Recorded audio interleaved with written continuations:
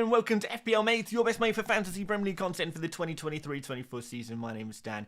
Gameweek 36 has just finished. It's finally over, guys. Yeah, interesting result there. I think certainly going in ahead of the double game week, with Manchester United being a team with a double game week in Gameweek 37. I'm sure not a lot of us hope to see Man United losing by such a significant margin, 4-0 to Crystal Palace. I mean, I'm not totally surprised that Crystal Palace did get something out of that game, but 4-0, maybe a little bit of a surprise, maybe not for some other people. The injury crisis at Manchester United seems to be getting worse and worse. Maguire now confirmed out for a while. We also have the likes of Fernandes. Yeah, we thought initially that it was just a wrist injury, but it seems like it's going to be an ankle injury as well. But, you know, even if these Manchester United players were fit and available, I'm not sure they're players that we would necessarily want in our teams anyway. So, yeah, it sure is something. It's not looking good. It's not looking good. And the fact that Man United now face Arsenal and Newcastle in their double game week, I mean, what's gonna happen there, really? I mean, particularly if you're targeting new defenders in your FPL team, you know, maybe Man United were one of the teams where you would possibly look to pick up a defender. You know, Maguire's not going to happen anymore. Onana in goal, Dalot, Evans, Wan-Bissaka. I think we probably just swerved a lot. If you've already got an Onana, I guess at least you can get save points from him, which is I guess something that did come of that game. You know, losing 4-0 and still coming away with a decent amount of saves. There's 6 saves he got in the end. So yeah, managed to claw back to a 2-pointer despite losing 4-0, which is, I guess, is just the Onana special, just getting those save points. So yeah, if they can keep the scorelines lower, then Onana could be okay. But everyone else, you know, Dalot, obviously Maguire's injured, but Dalot is now a big concern. And I think a new question that a lot of FPL managers are going to have right now is, what do we do? What do we do with those Manchester United guys? Like, do we want Garnacho anymore? Do we want to sell Dalot? Is Onana worth selling? Is Fernandes going to be available? And if he is, do we want him anyway? You know, and I think it's going to depend a lot on how many transfers you have at your disposal right now. Do you have any other issues? Do you have actually injured players in your team right now? It's going to be difficult. It's going to be an interesting one to navigate. So today, in today's stream, I think what we'll mostly focus on is injury replacements. We'll talk about, you know, some players that are injured and what kind of players we might want to replace them with. And I want to go through some differentials as well. Because we get into that stage of the season where, you know, for the most of the case, your rank is pretty much going to be reasonably static unless you can find someone a little bit different. If you can find something at the differential, maybe you're already a little bit differential already, you know, particularly as so many people will be bench boosting next week. The bench boost is often that differential that gives you a nice rank boost, but if you want a real nice, significant boost in a very short period of time, you are going to have to go a little bit different with your picks. If you're chasing mini leagues, if you want to kind of pip the top point in your mini league, for example, and you know that whoever's first in your mini league is just going to pick those standard template players, what different players can you go for? So I want to talk about these things today. We'll stream for, I don't know if we'll go on for a full hour today. I guess we'll see how it goes, see how long the conversation goes on and keeps flowing. We'll be answering questions in the chat as well, as we always do.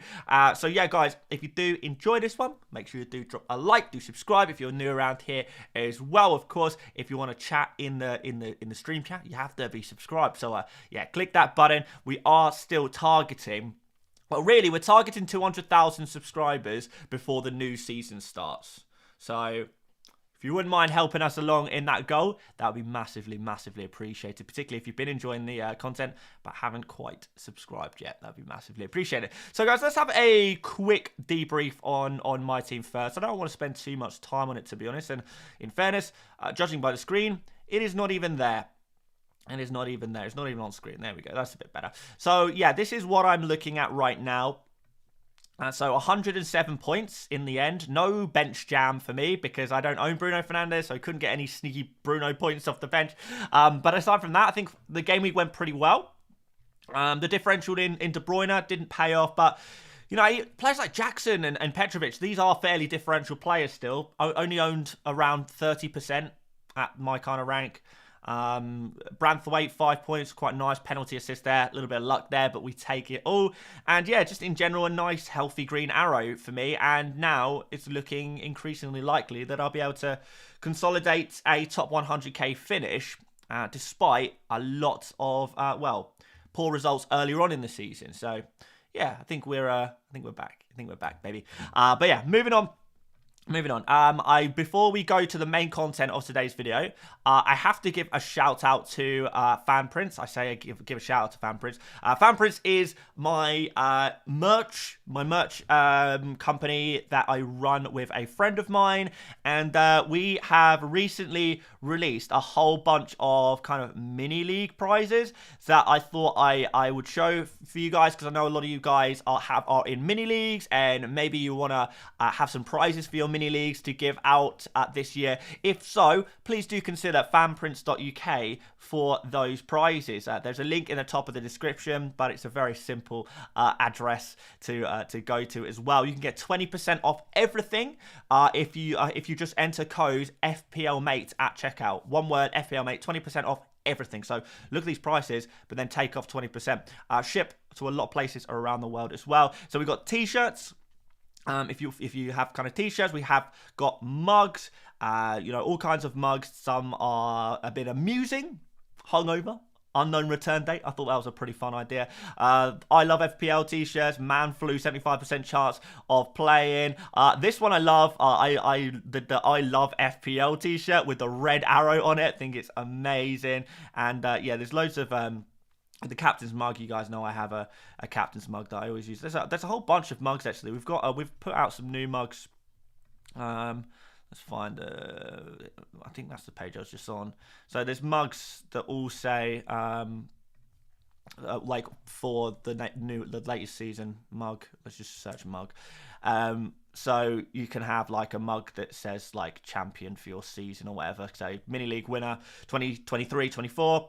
We have last season's ones on there. You can also get a mug if you've got like a top 100k finish, top 1k finish, top 50k finish, top 10k finish, and you want to kind of celebrate that with a mug. Yeah, grab one. 20% off with code FPLMate in checkout. And that's all I'm going to say on that one. Link in the description if you want to go check that out. It's fanprince.uk.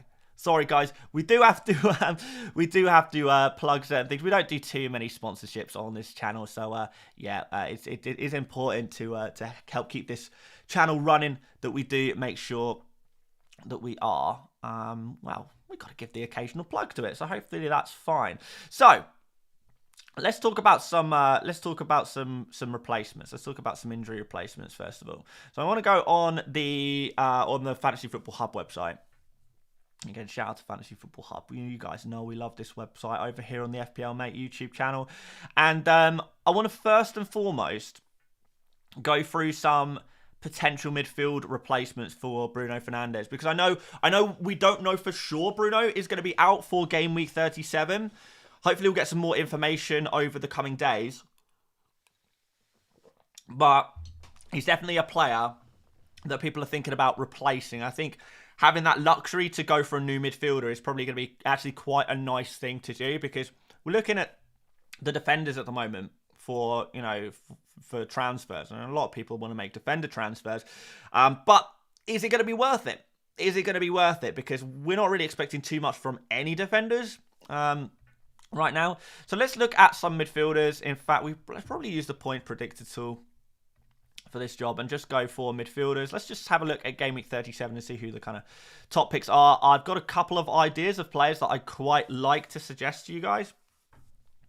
But the first players we probably already know about, the likes of Son, Foden, De Bruyne, Palmer, Gordon. Those five are the obvious, probably most template players. I think De Bruyne has certainly got a little bit of template breaking ability to him. Definitely going to be a bit of a differential and could be a real difference maker as well. Johnson has put up some decent numbers this season as well. Don't mind that home fixture against Burnley for Spurs, because you can say whatever you like about Spurs defensively. In terms of their attack, it's always been a very solid attack to pick from, and Johnson seems to be reasonably nailed on in recent times, although Richarlison back could damage that. So I would maybe have some caution about Johnson. I think Garnacho and Bruno Fernandes, unless you already have them, probably not going to be looking at these players. And that brings us to players like Gross, Adingra. Do we trust Brighton's attack at the moment? If we don't trust Man United's defence, we certainly don't trust Brighton's attack either. They've been the worst attack of recent times. Which brings us to players like Maddison. Would you go for a Maddison? Probably not, because he's not nailed on anymore. Would you even consider selling Maddison? Possibly, yes. Rodrigo, I mean, I think Man City's spots are too precious to really consider going for Rodrigo. Jacob Murphy, Bruno G, Casemiro. I'm not sure about any of these players. So, let's go outside of Son, Foden, De Bruyne, Palmer, Gordon. We already know that those players are the best or most template, most obvious midfielders to go for right now. I want to move and have a look at some other players. And we're going to write them all down as well. So first of all, Richarlison is a player I really like the idea of going for. He has struggled for game time recently, coming back to fitness, hasn't quite got himself nailed on. However, a solid performance against Liverpool. We probably expect him to be back in the starting 11 for Spurs. So I think Richarlison, for me, if you've got an open Spurs slot and you want to replace Bruno Fernandes, I would say Richarlison is really obvious. I would also say, if you've got Maddison right now and you feel like you want to remove him because you're not convinced by his play time. Again, Richarlison, super, I don't want to say super obvious, but outside of those super template players, he is definitely the kind of guy you might want to go for because, I mean, has he just been Spurs' best attacker this season? I mean, obviously, people are going to say Son. But if we go through the course of the season, Richarlison, we order this per start and just have a look at some of his numbers per start for Spurs. So we're looking at 0.45 XG per game and 0.06 XA per game. So he's averaging an attacking return or an expected attacking return pretty much every other game. Just over every other game. He's actually getting an attacking return slightly more than that as well. So he's overperforming on his numbers, but only by a little bit. So it's enough that it's consistent with the data. Taking 2.78 shots per game, 2.22 shots in the box per game, per start at least, 0.72 big chances per start as well. Just under a key pass per start as well. And he's 6.8 million, so a nice affordable price tag for you there as well. I don't know if he is nailed necessarily, Richarlison, because, well, I mean, he just hasn't been recently. But I think that Liverpool game, coming off the bench and doing what he did, is certainly going to give a vote of confidence to the manager to start Richarlison. I mean, what do Spurs have to lose at this point? You've got to go all in, and Richarlison has been a top pick for him. So, for me, Richarlison, straight away, outside of those obvious midfielders, Richarlison would make my list of top midfielders to go for. And a great differential as well. Not too many people will go for Richarlison. In fact, let's have a quick look. What is Richarlison's actual ownership? I know maybe there'll be some inactive teams with Richarlison, but maybe even not. 2.7% owned. That's super differential. That's really, really differential. We like that. Yeah, Richarlison, definitely a player to consider if you are looking for a new player. I mean, 11 goals, 4 assists this season in 18 starts. I know he's got some returns from the bench, but it's nice. It's very nice, man. It's very nice. It's not bad at all. All right, the next player I want to look at, and I know this is a player who's differential, is Madueke, 0.5% owned, 5.3 million midfielder. Seems to be reasonably nailed on that right wing for Chelsea at the moment and playing pretty well in his defence. West Ham, he got a goal and an assist. A couple of games before that against Aston Villa, he got a goal and an assist. Got a goal against Sheffield United when he started there. An assist off the bench against Manchester United. Yeah, overall, not too bad. He's not like an elite top level kind of FPL asset. But he is certainly a player who is proving, I suppose, that he could offer some value for money. 5.3 million. You cannot expect, you cannot expect kind of Foden returns or Son returns from a Madueke. But Chelsea, really nice double game week for them. They play against Forest and Brighton. I think those are two real good opportunities. So if you want to go slightly differential, well, maybe very differential, and you have maybe a spare Chelsea slot. I know a lot of people are going to be on the likes of Petrovic, Palmer, Jackson. Maybe you've got Gusto. Gusto's a difficult one because I don't actually think Gusto will actually play both games in the double game week. And is Gusto a sell? Probably not. If you've got other issues in your team, I would say Gusto is not a priority sell. But I think a lot of people who do own Gusto, maybe they own Petrovic as well, maybe they own Palmer as well, might be considering taking hits to get Jackson in. Certainly wouldn't be taking a hit to get Madueke in, but he's an interesting midfield option if you have an open Chelsea slot. So if you've got an open Spurs slot, Richarlison, I like it. If you've got an open Chelsea spot, Madueke, a little bit riskier this one. Don't like this as much as the Richarlison shout, but definitely a player we at least want to consider. Now, outside of those two players, and I know you probably want to look at mostly double game week players. If I'm totally honest, and even, going through the predicted points, you're going to see other double game week players here. You're going to see Gross, Adingra. You can see Rodrigo, Jacob Murphy, Bruno G, Casemiro, Bernardo, Joelinton, Longstaff. Not feeling any of them, if I'm totally honest. And at this point, I know some people will look at Gallagher as well. He's got returns recently, but his numbers are pretty much on the floor. But outside of that, I think the next place you look, outside of Richarlison and maybe a Madueke, very much prefer Richarlison, is to just go back to Arsenal, go back to basics. A lot of people will have Arsenal players anyway, particularly those who haven't wildcarded recently, and I think they're still great picks. Single game week against Manchester United, we all just watched that Manchester United game. Well, maybe we all didn't all watch it, but we all just, we know what happened in that Manchester United game. We know about Manchester United's terrible defensive numbers at the moment. Kind of sitting bottom 2 in the Premier League for defensive numbers at the moment. They're only not getting beaten 8-0 every game because Onana is capable of making save points, which is why Onana is still worth having in your FPL team, because he is making saves. But they're conceding too many chances. And therefore, a team like Arsenal really going for it in top form, in top confidence. Players like Saka is going to be very dangerous. Another penalty taker there. Getting some fairly decent numbers each game week as well, which is very useful. I think, though, if you want to go differential, Havertz. Now, we were all talking about Kai Havertz for game week 34 with the double game week. His form has not really slowed down, to be honest. In game week 35, he got 13 points against Spurs. Got an assist against Bournemouth in 36 as well. He's still in some really nice form. He's still in that rich vein of form. And I think he's definitely got to be a player to consider. Even in a single game week. Against this Manchester United team, we can definitely imagine a scenario where Havertz gets another one of his, 14 points against Brighton in an individual game, 14 points against Chelsea in an individual game, 13 points against Spurs in an individual game. He has this in his locker. This has all happened recently, and now he's about to face one of the weakest defences in the Premier League.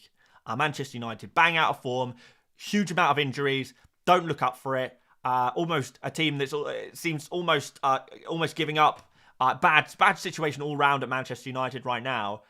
This is an opportunity, and an opportunity that a lot of people will ignore because they're blinded by all these double game weeks. And you're going to have players like Havertz who will really come in and do some damage, to be fair.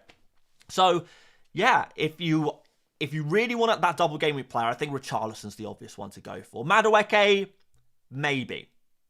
But I think Kai Havertz and Bukayo Saka are definitely players well worth looking at, particularly when you are also considering going into game week 38 as well. If you're looking to hold these players, for multiple game weeks. There's 2 game weeks left. Remember, we still do have to deal with game week 38 after 37. Everton at home, an Everton team that have now, they're safe from relegation. They're qualified in that sense, and it's a home game for Arsenal. Last game of the season, a game where Arsenal do typically do quite well. And I think like Saka and Havertz will be very useful players to have. Now, for me personally, I don't have any Arsenal attackers in my FPL team, but I'll be looking to spend my Game Week 38 transfers most likely on getting Arsenal players. I think that's going to be really important, really good. So, yes, I think that is where I would go for those differential Bruno replacements if we did need them. Maddison replacements if you need them. I mean, I don't know. What other midfielders are people kind of removing right now? Is there any other players that need replacing in the midfield slots? Maybe some people selling Salah, to be fair. And yeah, these are, again, same kind of players outside of those obvious players. If you want a Salah replacement. People selling Saka, I think, is just crazy right now. People selling Havertz, I think, is crazy. I think you just keep them at this point, particularly if Bruno's not going to be available. If you want to replace Luis Diaz, yeah, again, you could go for one of these different players. But, once again, the main players are Son, Foden, De Bruyne, Palmer, Gordon. So the top players on this list, probably with the exception of Johnson. I don't know. I would include Johnson as maybe a differential. In a straight battle between Johnson and Richarlison, I'm probably taking Richarlison. So yeah, Son, Foden, De Bruyne, Palmer, Gordon. If you want to go template, if you want to go sensible, De Bruyne is probably not template, but yeah, we've spoken about that. Outside of that, Richarlison for the double game week, Madueke for the double game week. Do not ignore those Arsenal midfielders. Saka, Kai Havertz, like it. Okay. And by the way, Bruno is not confirmed out next. I've just seen someone in the chat asking about that one. So, yes, Bruno is not confirmed out. One to keep an eye on. But initially, we thought it was just going to be a wrist injury, and that was not going to, keep him out for too long. But now we know it's an ankle injury.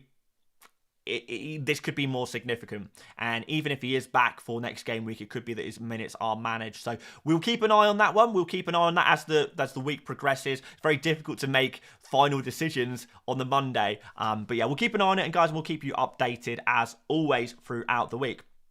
So let's move on, because midfielders are not the only position people are looking to spend transfers on. And a big position is defenders. And I'm going to do this reasonably briefly, and the only reason I'm going to be reasonably brief on this is because I want to do a full breakdown tomorrow. On tomorrow's video, we're going to do a full defenders breakdown, because I think that really is the big question of the week, right? What defenders can we go for? And first of all, I think I'd start off by saying, unless you've got a defender who is guaranteed to play 0 minutes over the double game week, and that does not include players like, Dalot, or Gusto, who you may not necessarily want to have in your team, but, they probably will get minutes still, or at least some minutes in Gusto's case. These players, to me, are not worth using a transfer on, taking a -4 for. Even if you're bench boosting, just not worth it. A -4, come on. Like, any defender you can go for this week, outside of Guardiola, who is just like a super obvious defender to go for. Outside of Guardiola, is anyone actually going to make back those points compared to, if Gusto plays one game and gets 2 points maybe, or maybe gets some minutes in the second game and ends up with 3 points, that's kind of a worst case scenario for Gusto. And you spend a -4 to remove him for a Saliba or Ben White or someone like that, for example, on a single game week. Even if one of those players gets a clean sheet, you're going to be looking at 6 points, 7 points if you're fortunate from those players, if they manage to keep a clean sheet. And if so, I mean, you've not really changed too much in your team, because you've taken a -4 and you've not really gained too much. Same with Dalot. Dalot, I think Dalot's good for 3 points this week. Don't think he's worth a -4 to remove. I can't really see. This is a problem, because it's so difficult to identify a defender that's going to score. Because what we need a defender to score 6-7 points this game week. And there's not really anyone who could do that outside of Guardiola. If you have Arsenal defenders already, you probably keep them. We'll have a look at them. We've got a super chat here. £5 super chat. Very, very generous, Richard. Thank you very much. From Richard Walker, who says, currently on a -8 with 12 double game weeks. Would you take another -4 on Maddison to Gordon? Quite possibly, yes. I think I would. I think, assuming Maddison is benched for at least one of those 2 games, I think Maddison's looking at a 3-pointer this game week, realistically. And Gordon, I think, comfortably scores more than 7 points. I think you could be confident that Gordon is going to get, at least one attacking return over the double game week, which in a double game week, you're probably looking at 8 or 9 points as a kind of baseline for Gordon. And I think Maddison's baseline is like 3 points. So yeah, I think that is worth it for a -4. And a lot of the midfielders and forwards, I think are good to go. To be honest, for those -4s, it's just the defenders I'm not as confident in. But taking a -4 for a player who is not going to play. I mean, we've got in the chat, for example, Big Boy Jeff. Dan, is it worth sticking with Walker or move him out to Guardiola? For a hit, no way. For a hit, you don't remove players like Walker. Although they're not your perfect player, then it's probably not going to be a mark. Because we've got to try and find a defender who's going to score like 7 points. How are we going to do that? How are we going to do that? And Pedro Porro has the potential for attacking returns, which maybe puts him on the cards. Guardiola, we know, we've spoken about. He looks pretty good. Dunk, I'm not convinced by. Against Newcastle away and Chelsea, who are now finally finding some form. Romero, he's predicted 7.4 points and Ake's predicting 7.3 points. But Ake can't be trusted for minutes. And after that, no one's predicted more than 7 points. So outside of probably Pedro Porro and Guardiola, and these are reasonably expensive defenders, who is anyone actually worth a -4? If you're looking to sell Fabian Schär, for example, because you know he's not going to play, then fair enough. You maybe take a -4 to even go for someone slightly lower down on this list. You know, maybe go for a Romero, maybe go for a Burn, maybe go for a Veltman or a Webster or someone like that. But to take to Dallows and I don't know. Anyway, let's look at some differentials because we're going to do a proper proper defenders video tomorrow where we're going to go through expected clean sheets. We're going to look at who is the best attacking defenders and what kind of points we can potentially expect from defenders and whether it's worth going for them, whether it's worth taking hits for them, etc., etc. We'll do that tomorrow. But today I want to focus mostly on differentials. So let's talk about some differential defenders who I quite like. Some of them you will like, some of you will not like. So, first of all, the player that stands out to me the most is a differential defender that is good value for money, nice and cheap, who is going to be a nice replacement for the likes of... I think, to be fair, I've got Maguire in my team. His injury is definitely a blessing in disguise for me. I cannot wait to remove a Manchester United defender from my team. And I think I'm going to go for Webster. So, I like it. Webster, 4.2 million. Very, very cheap. Should be nailed on in this Brighton team with Van Hecke out for the remainder of the season. He has a little bit of attacking potential. Typically scores a couple of goals per season. He actually got bonus points against Aston Villa. Now, granted, Brighton have been a bit hit and miss defensively, but they put in incredible defensive shifts against Aston Villa. Aston Villa, one of the best attacks in England. And Brighton constricted them to something like 0.2 XG all game. Phenomenal stuff. Really, really impressive. And Webster was a big part of that. Managed to get himself a couple of bonus points. Looked decent. Looked very decent. So, yeah, I quite like Webster for that. Very, very cheap. You know, if we're looking for that sub 4.5 million, I like him. I like him a lot. Other players who are differential. I mean, we'll go briefly on Emerson Royale. I did put him in my last video. No, my video on Sunday. Hang on, let's actually mark these and we can put them all in the comparison as well. So, Eero, Emerson Royale. Well, look, are we expecting attacking returns from Chelsea fullbacks? Probably. Probably got a decent chance of that. Are we expecting clean sheets? Probably not. Burnley is one of the two games in the double, and Spurs also play Sheffield United in the final game week of the season. Now, whatever you want to say about Spurs' defence, the statistics suggest that whilst they are pretty bad, they're not like complete horrors. So I'm going to show you the XGC table. And we can see Spurs low. Make sure it's per appearance. Yeah, they are low. But they're not like West Ham, Burnley, Luton, Man United kind of low.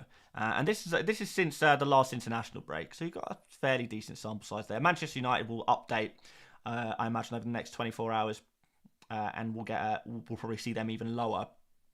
But Spurs, they're not the best defence, no, they're really, really not. But at this kind of level, against teams who really are poor attacks, and by the way, looking at the XG per start, and looking at some of the worst attacks, Burnley, Sheffield United are obviously teams that don't typically score a huge amount of goals. Underperformers, as always. I mean, if we actually go for goals scored, you can see Sheffield United, you can see Burnley. Lower mid-table teams don't score a whole bunch of goals. No, they're no Brighton. Brighton have been a really poor attack. And I'd really fancy a Spurs defender against Brighton. I'd fancy any defender against Brighton, to be fair, at the moment, which is why I have got one eye on the likes of Newcastle and Chelsea for defenders. Newcastle, Burn is super obvious. Chelsea, already got Petrovic there. We'll have a look at some other Chelsea and Newcastle defenders soon. But Emerson Royale, there is potential clean sheets.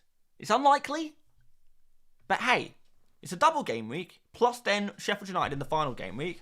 What are we saying? Come on, there's got to be at least like a 50% chance of one clean sheet in those 3 games, right? Surely. But really, you'd be looking at attacking returns. And Emerson Royale playing advance, left, wing back, really, with no Davies or Doggy, both players injured for the remainder of the season. You're going to get an occasional attacking return. And he's 4.3 million. Again, as often is the case with super cheap players, you do have to manage your expectations a little bit. We're not going to get Guardiol's, Gabriel's, Ben White's for 4.3 million. Doesn't very often happen, to be fair. So Emerson Royale, definitely an interesting differential. The next differentials I want to talk about are the kind of cheap Newcastle defenders.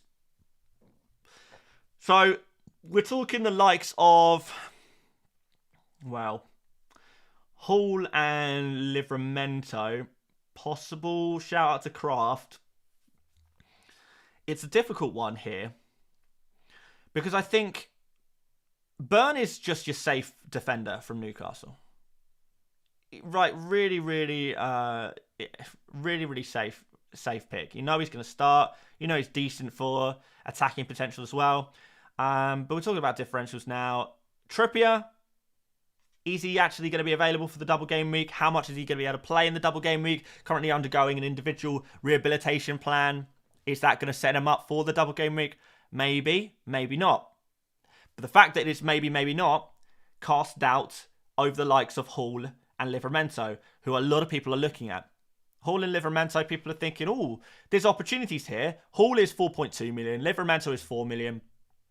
2 fullbacks. And I know people will naturally want to go for wing-backs, fullbacks over centre-backs. There's a big appeal in the modern game of attacking fullbacks, right? But if Trippier is kind of in and around the squad over the double game week, is that going to damage the minutes? Can we guarantee ourselves Hall minutes, Livramento minutes? I don't know if we can. I like the Newcastle defence, but I think they're a defence to go safe on. Burn is the safe option. If you can't afford Burn, Kraft at 4.4 is probably nailed on as well.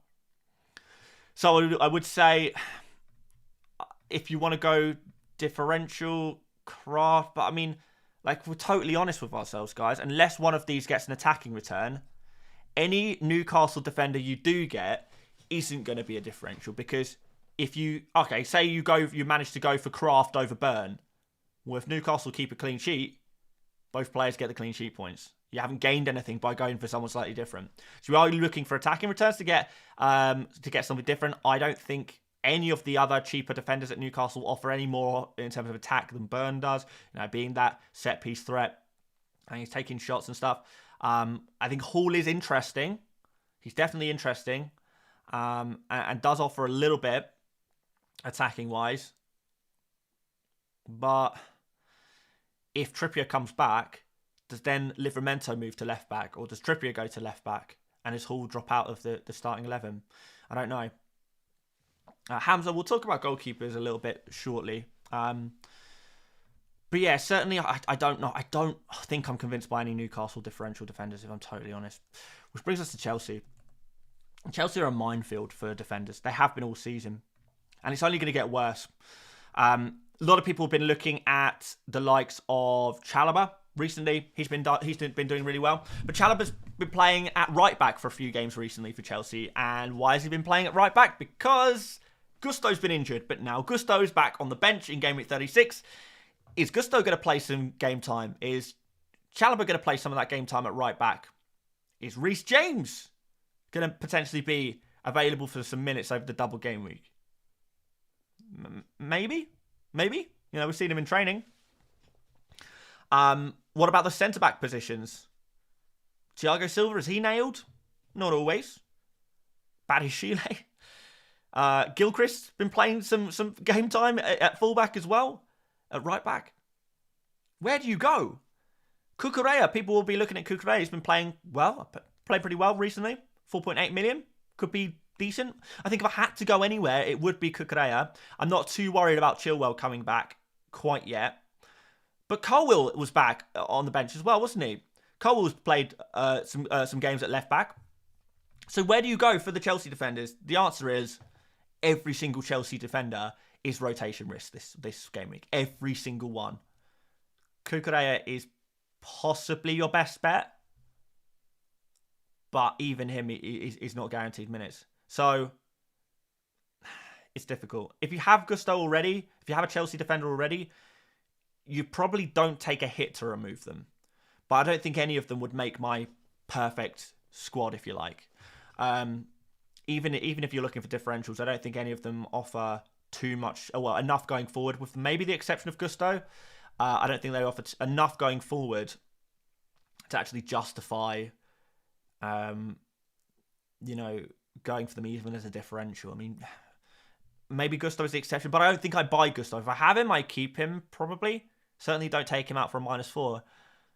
But even he's a huge risk, and I can't see Gusto. I really can't see Gusto playing 2 games. And the difficulty is, what if he plays the game where Chelsea don't get the clean sheet? To be fair, Chelsea could get 2 clean sheets quite comfortably this game. I mean, that's second game for Chelsea against Brighton. Perfect, really nice. But if anything, Gusto probably plays in the Forest game, benched against Brighton, and then comes back and plays in Game Week 38, assuming that there's no Reece James at that point. So yes, those are your Chelsea defenders. Not convinced by any of them. Petrovic is to play, and I'm pretty sure that covers all defenders, really. Because Manchester United we're probably not going to go for. Don't really... I mean, Lewis Dunk, potentially go for Lewis Dunk. If you can afford him. Don't think he's particularly good value for money. But again, you're going to get a little bit of attacking potential for him. Kind of like... But I think you may as well go for Webster at that point, to be honest. Webster is far better value for money than Dunk is. Manchester United, you're not going to touch. Newcastle, I kind of spoke about some of the risks there. Am I missing anyone from the playing players? Well, for the double game week players, sorry. Probably not. So after that, you're looking at Arsenal defenders, and you're looking at Branthwaite. Branthwaite against Sheffield United. Fancying for maybe attacking return. Clean sheet should be hopefully there as well for home fixture. And yeah, the likes of Ben White, the likes of Gabriel. But these aren't different. Are they differentials? I guess they're not really, are they? So yeah, I guess we can remove White and Gabriel for the list because they're not really differentials, and that's what we're talking about today. I guess that's your lot. Those are your differentials. There's not too much in defence. I don't think any of that. I think all of them have significant weaknesses, I suppose. Right, quickly on forwards. If I'm totally honest with you guys, there's next to nothing in terms of forwards options. Haaland, Isak, and Nicholas Jackson, top 3 players on the predicted points. We have got João Pedro in here, but I don't trust Brighton or João Pedro for goals, and we couldn't even trust João Pedro to score a penalty. He had to score the rebound at the weekend. Alvarez is not going to get minutes. Welbeck is risky for minutes. Again, don't trust Brighton for attacking returns. Wilson, can't see him playing both games. Manchester United, we're not even going to touch, really, are we? Watkins, maybe. And Nkunku, not good for game time. Wood, no. Solanke, no.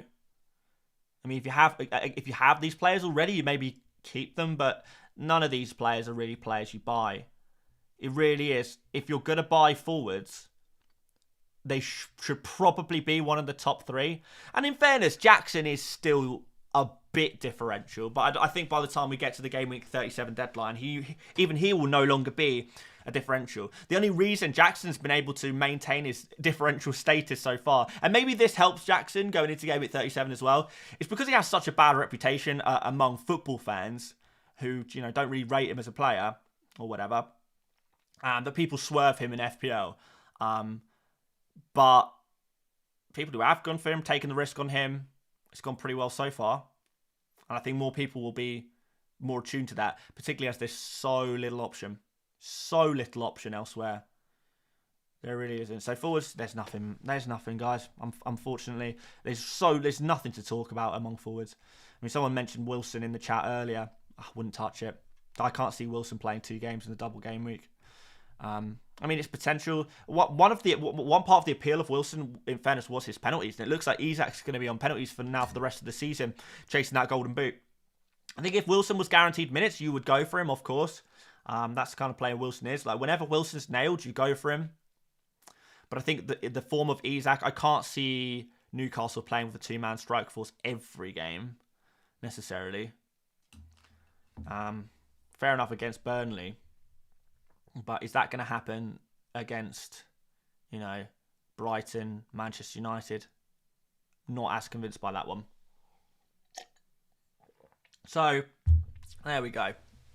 John says Jackson is quality. Anyone that's still playing down his ability clearly hasn't been watching Chelsea games for a while. He's good. I actually agree with you, John.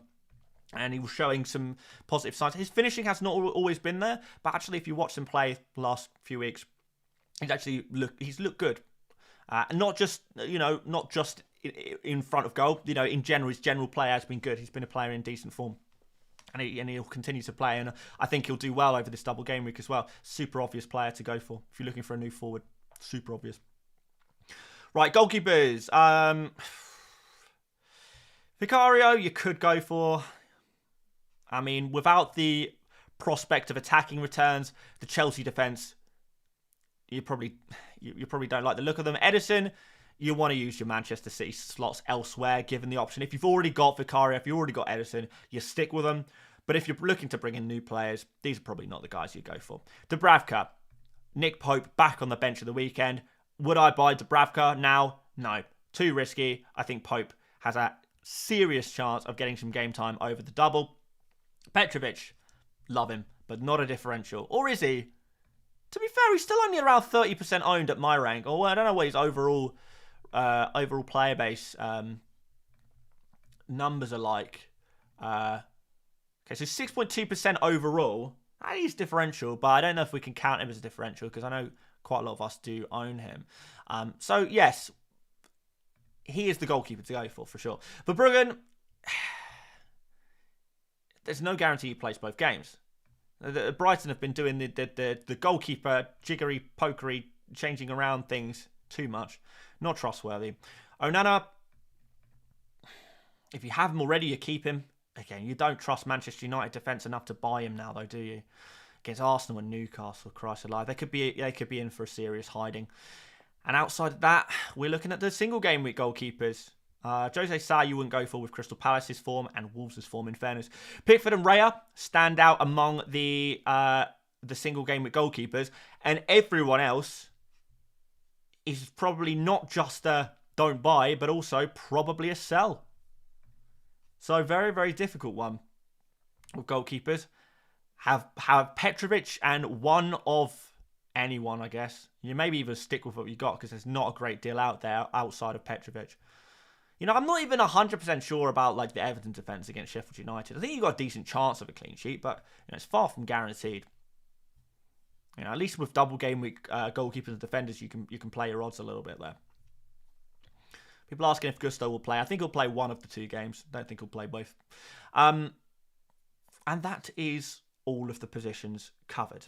There's no real differentials in goal. You could maybe argue that Verbruggen is a differential goalkeeper to go for, but I think it's a little risky. Petrovic, you can argue he's a differential goalkeeper. I don't think that really is the case, though. There's nothing in the forward position. There's a little bit in defenders, midfielders. Maybe it's the play to go. And there we go. That is hopefully some differentials and some injury replacement players to go for. Guys, we'll stream for another 5 or 10 minutes. I think we can just end up on some questions.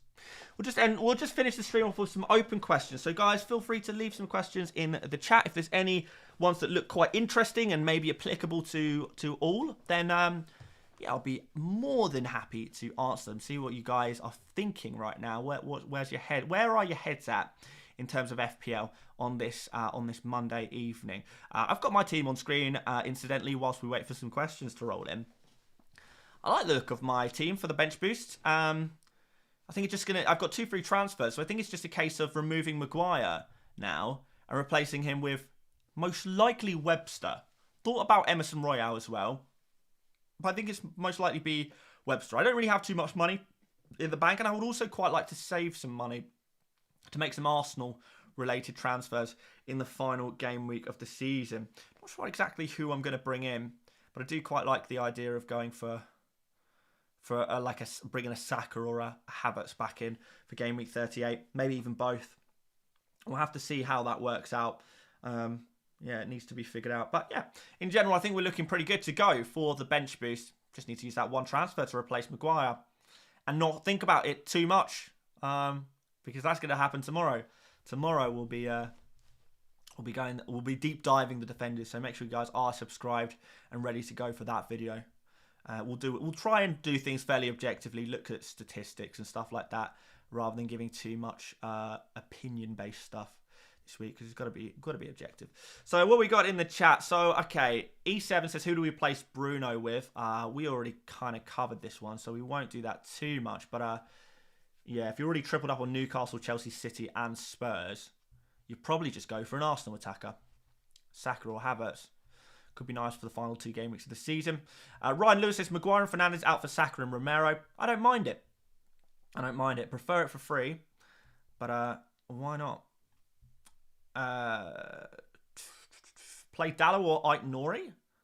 I think you probably do back the double game week player, even if it is Dallo. I mean, are we expecting too much from Aït-Nouri either against an in-full Crystal Palace team? Probably not. Mohammed says, Garnacho to Foden for a -4. Yep, I think I would consider that. You know, -4s for attackers, I think are definitely viable. John says, hey Dan, is the Spurs form that bad that they're no longer the best double game week option over Arsenal single week? I think it might be a case of sticking with what you've got. If you've already got Arsenal players, then you just stick with them. If you've already got Spurs players, you probably stick with them.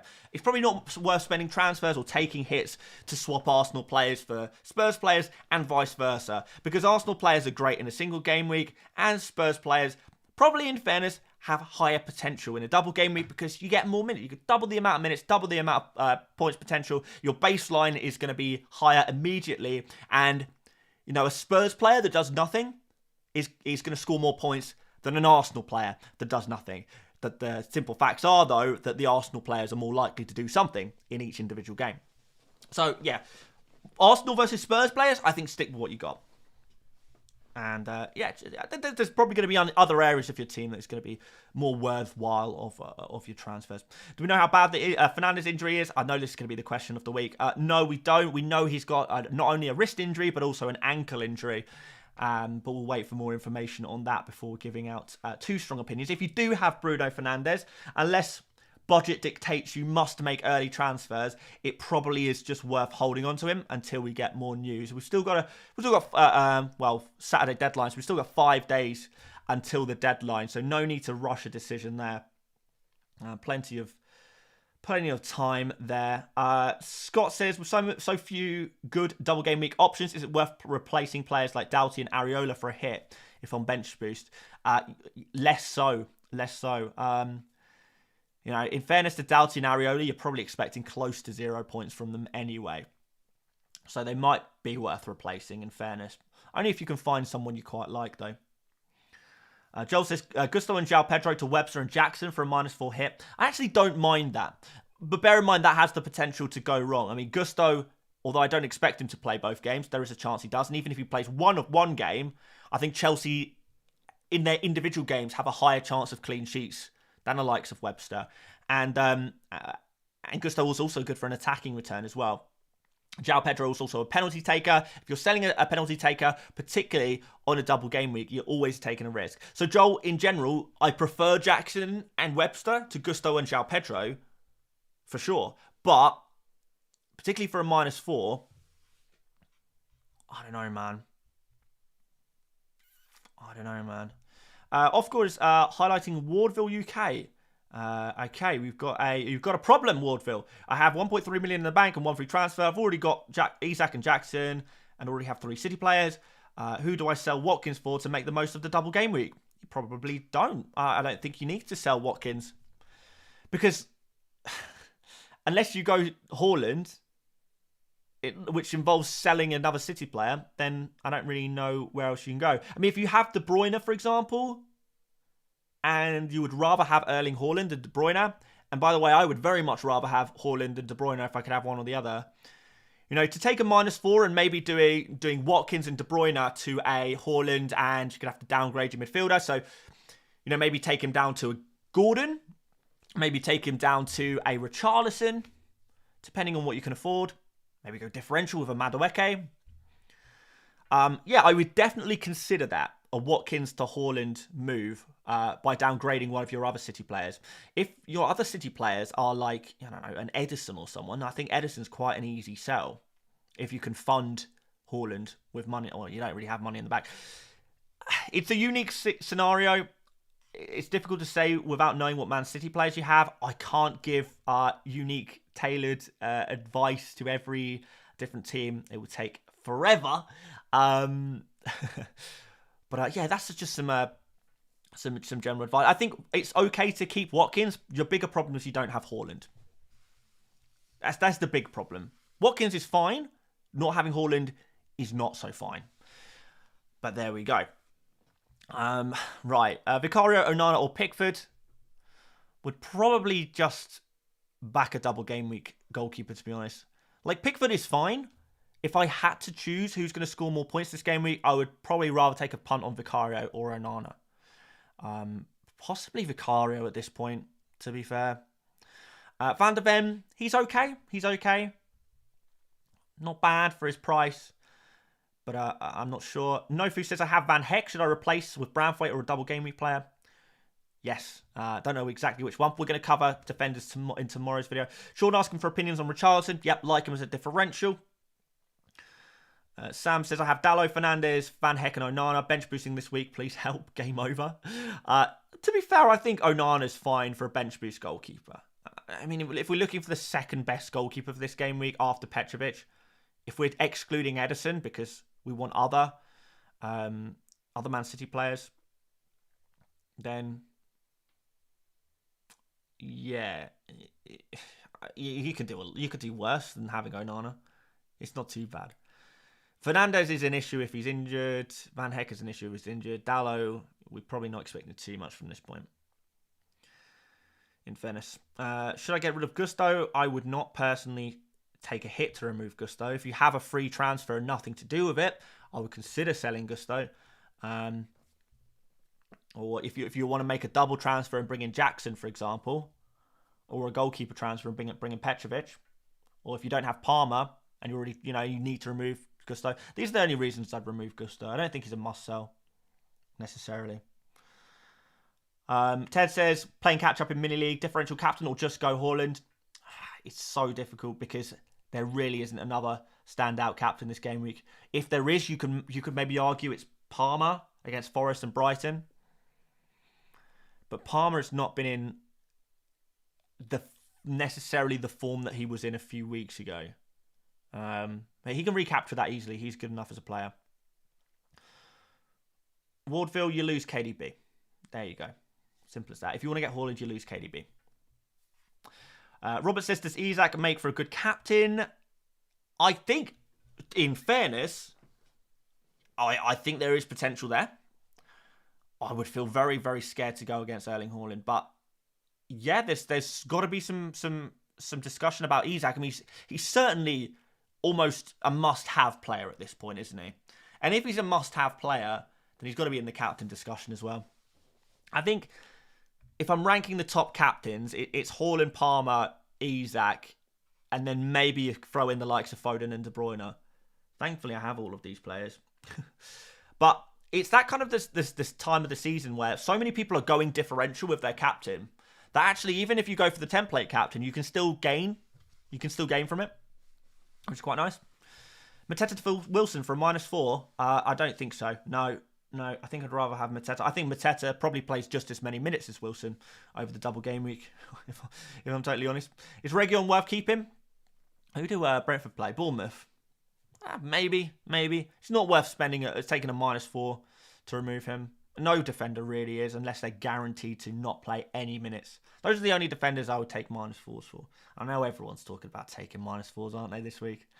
I'm really, really struggling with the idea of taking all of these hits to replace defenders with new defenders who we know are not going to return, are they? Come on, let's be honest. We're really struggling for defenders this entire season. It's difficult. So -4s for defenders, for perfectly fit defenders. Not feeling it at all. In fact, just take that as a blanket statement for everyone asking, should I take a -4 for this defender or that defender?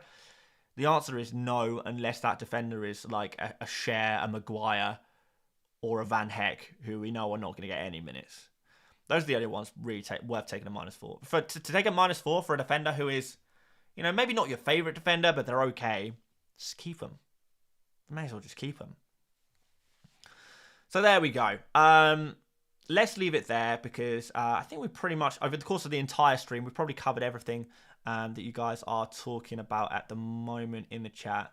Yeah, we covered everything that you guys are talking about. So yeah, feel free to, those watching live, feel free to restart the stream. We actually cover a lot of the things you guys are talking about earlier on in the stream. It's kind of our headline topics for the game week. For those of you watching as a replay, I invite you to please like the stream. Would be massively appreciated. And yeah, if you are looking for mini league prizes, please consider using fan prints. It really does help support the channel so much, and helps us do what we do here. Again, code FPL Mate, all one word, for 20% off. You can, there's a link in the description, or just go to fanprints.uk if not. Yeah, help us out and help yourself out because there's some great products on there. I've got a whole bunch of fan print stuff myself because I believe in the project of fan prints. It's my project. It's my baby. Go for it. But yes, guys, thank you so much for watching. We'll be back tomorrow, like I say, with a full defender breakdown lowdown. We're going to go through all of the top defender picks, and you guys are going to love it. We're going to do it. I'm looking forward to getting stuck in as well, to looking at some defenders, because I know we're struggling with this. I know we're all struggling with this one at the moment, so we're going to do the full breakdown. But guys, thank you so much for watching today. Have the rest of your evening, or it's probably bedtime for a lot of people as well. Or have a great sleep. We'll be back tomorrow on Tuesday to restart the FPL thinking. Feel free to check out another video if you want to. I made like a dream team for game week for Gameweek 37 on Sunday. We did our tier list video earlier today as well. Thanks for the support on that video, by the way. A lot of people seem to be enjoying the tier list video this week. But aside from that, thank you so much for watching, guys, once again, and I will see you later, mates. Bye bye.